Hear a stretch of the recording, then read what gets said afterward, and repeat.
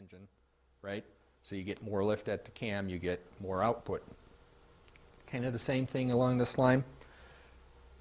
When you hit that sharp-edged corner or pothole where the other units are struggling to move the oil from point A to point B, here oil flows past the piston through little orifices, metered orifices, under normal road conditions. But when you hit that sharp bump, this inertia ring lifts. And when it lifts, because I'm actually holding the shock upside down, but I'm doing that for a reason to show you how that little ring opens up, there's a huge hole that now opens up and allows all the oil to continue to flow from one side to the other. Fancy way of saying, rider in the saddle, swing arm on the pavement.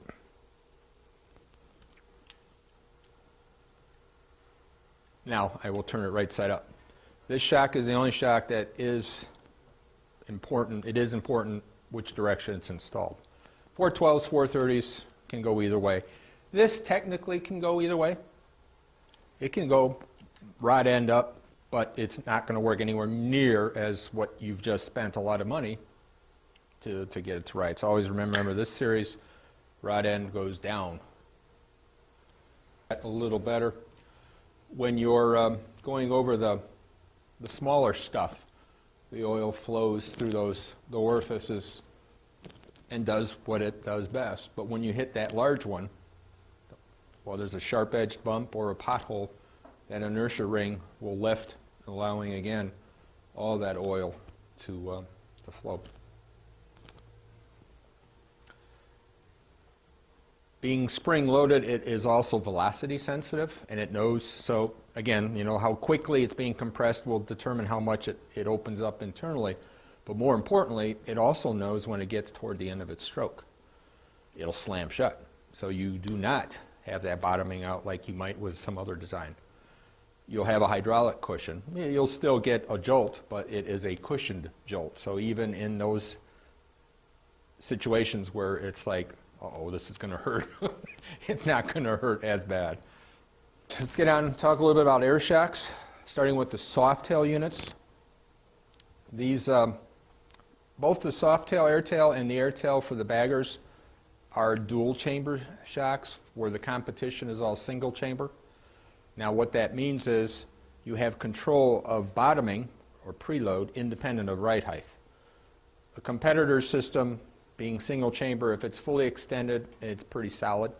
And if it's fully lowered, it's pretty soft. It's just the nature of the design. It's a low-cost, effective way to get the bike to go up and down, but controllability when it comes to preload for bottoming control isn't it. You're limited basically by where you are in the stroke, the height of the unit itself. Ours, because they're independent, afford you that adjustability. So you can set bottoming control and then set ride height control. And that's a key to remember. Always set bottoming chambers first, then the ride height chamber. Another plus feature for this series of shocks, not only is one shock dual chambers of air, the other shock is a traditional coil-over hydraulic unit.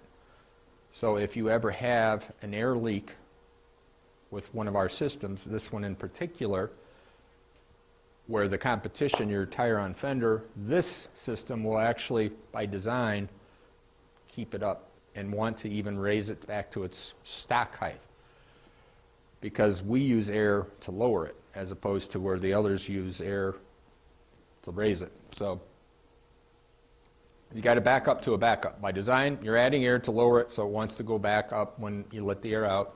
And the second shock, having the traditional coil over, again, helps support some of the weight. Is it going to be as good of a ride? No. Do we recommend you ride two up with it? No. But you're going to get home instead of waiting for someone to come with a trailer or a truck to take you back home. These are sold as shocks and compressor kit individually. So by steps, in case customer can't afford it all. These run about $750 retail for a pair, and the compressor kit's another $700. The compressor kit comes with a chrome coil cover, gauge built in the fittings, and pretty much plug and play. So it's, and the rest of the controls are at the coil cover. So it's a pretty stealth arrangement. While we're on this subject, I'm going to talk about it a little later, but I might as well mention it now. Number one complaint on this system is it leaks. And then you ask the consumer, well, how do you know it leaks? And they say, well, when I parked it outside at the bar, the gauge read 60 pounds, and when I came out, the gauge was only at 20 pounds.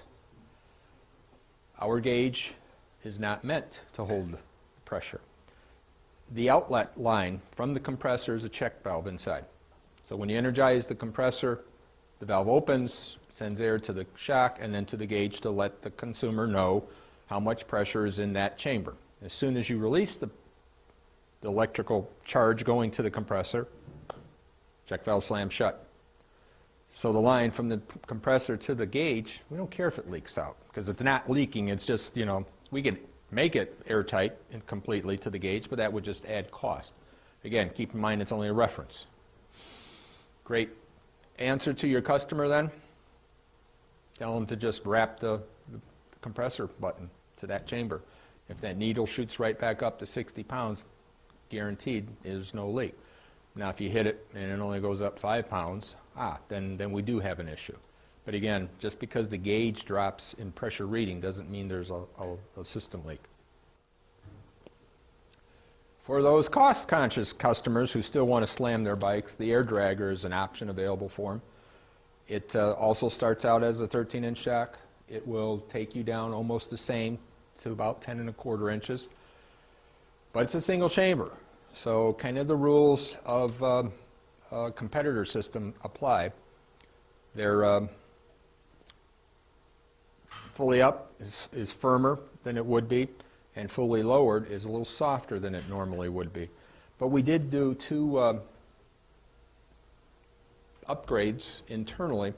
There is a coil spring, helper spring, so when it is fully extended, it doesn't take as much of air pressure to hold it up there like it would for a competitor, so you get a little softer ride.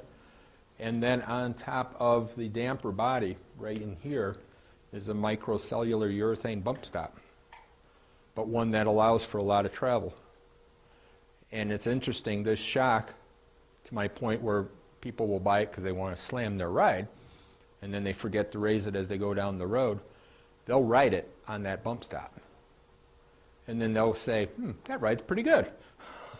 So microcellular urethane is like next to impossible to break or tear or break down.